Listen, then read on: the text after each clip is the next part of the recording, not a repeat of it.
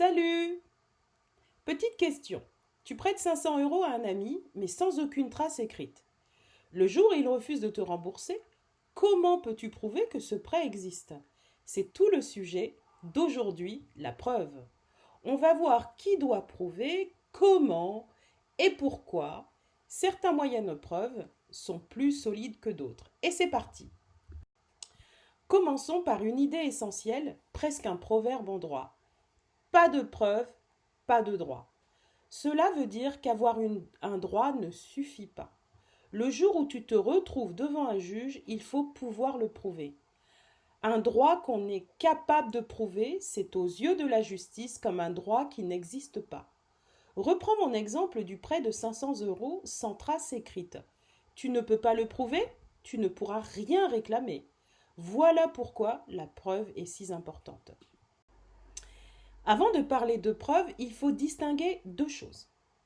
D'un côté, l'acte juridique, donc c'est ta volonté de créer des effets de droit quand tu signes un contrat ou que tu rédiges un testament, tu veux ses conséquences.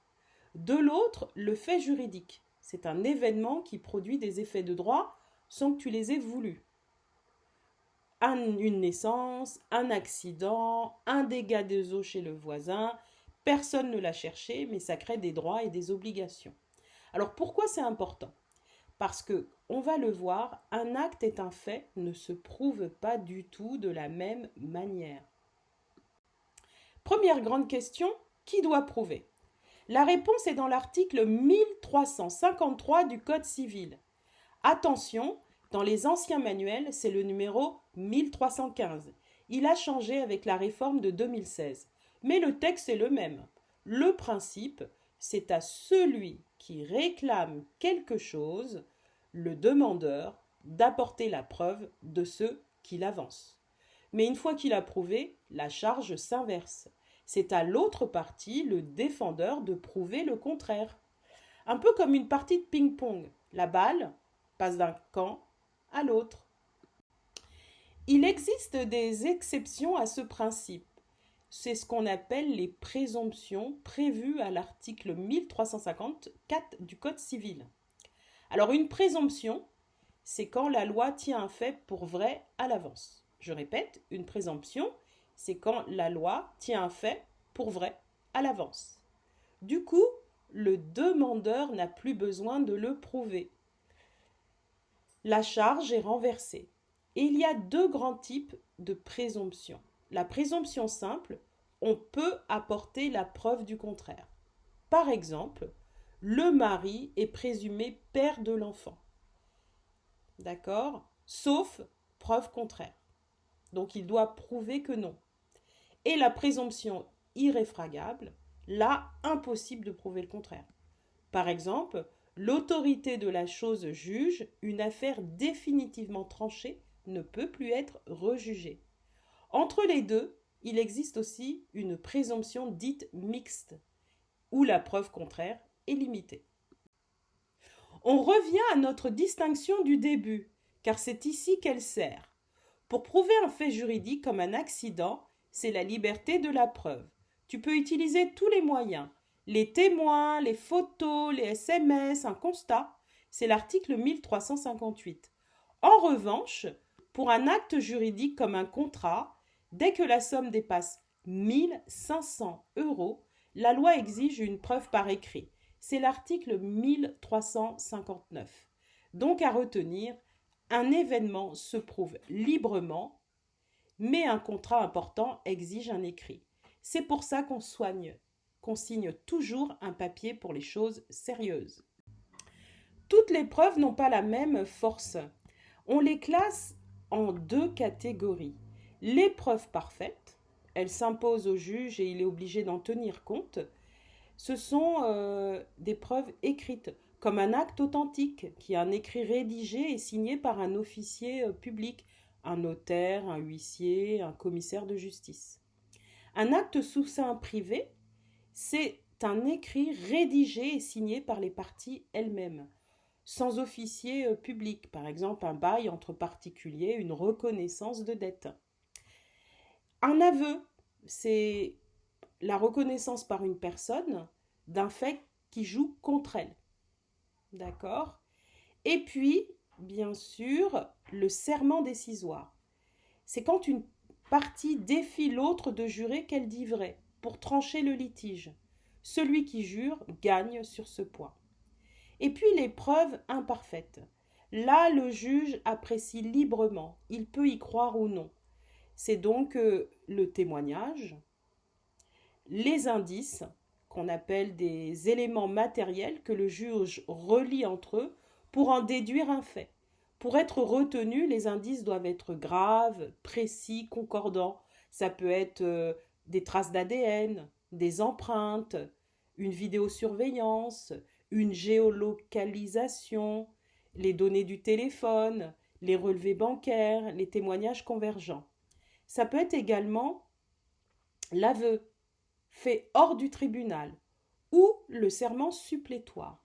Le serment supplétoire, c'est quand le juge qui demande à une partie de jurer juste pour se forger une conviction. C'est donc une preuve imparfaite. La différence clé, c'est donc celle-ci. La preuve parfaite oblige le juge, la preuve imparfaite le laisse libre. Parlons de la preuve la plus solide, l'écrit, défini à l'article 1365 du Code civil. Il en existe deux formes. L'acte authentique, rédigé par un officier public comme un notaire ou un huissier, et il est très difficile à contester, parce que le notaire vérifie l'identité des parties et va garantir l'acte. Et puis l'acte sous seing privé que les parties rédigent et signent elles-mêmes, sans notaire, comme un contrat de location entre particuliers.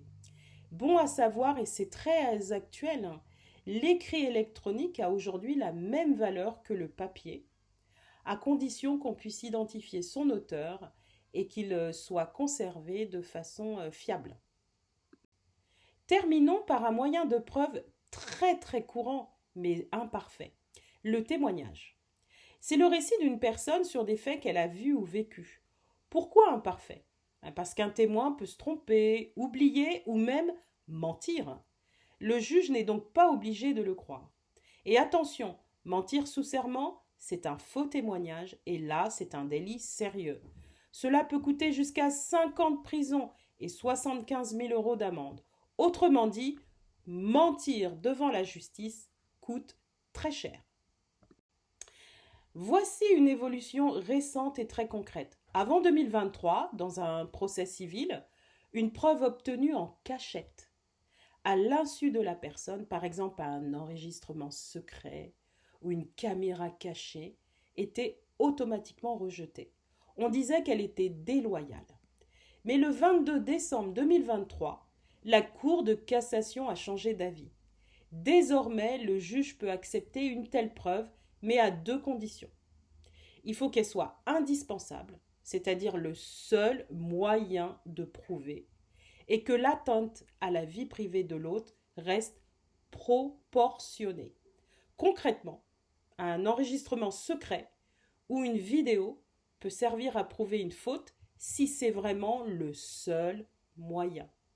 Le juge met alors en balance le droit à la preuve et le droit à la vie privée.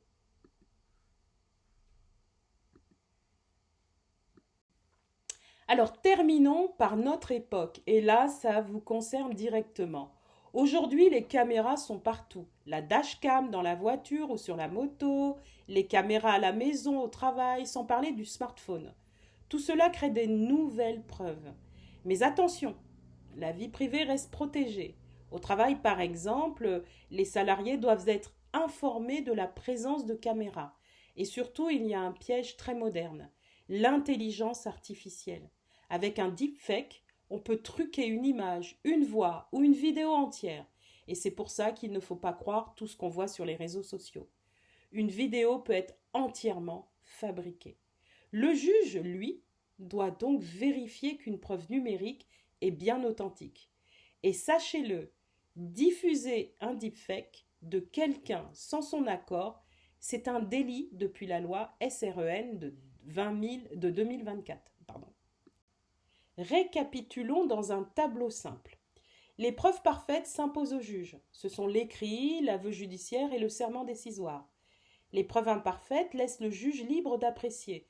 Ce sont le les témoignages, les indices et l'aveu fait hors du tribunal. Et n'oublie jamais le principe de départ. C'est à celui qui réclame le demandeur de prouver, sauf quand une présomption renverse cette charge. Pour résumer en 5 points, 1. Pas de preuve, pas de droit. 2. C'est au demandeur de prouver, sauf présomption. 3. Un fait se prouve par tous les moyens. Un acte de plus de 1 500 € exige un écrit. 4. Une preuve parfaite s'impose au juge. Une imparfaite le laisse libre. Et 5. Très actuel, avec les caméras partout et l'intelligence artificielle, le juge vérifie toujours que la preuve est loyale et authentique. Si cette vidéo t'a aidé à y voir clair, abonne-toi à la chaîne. À bientôt!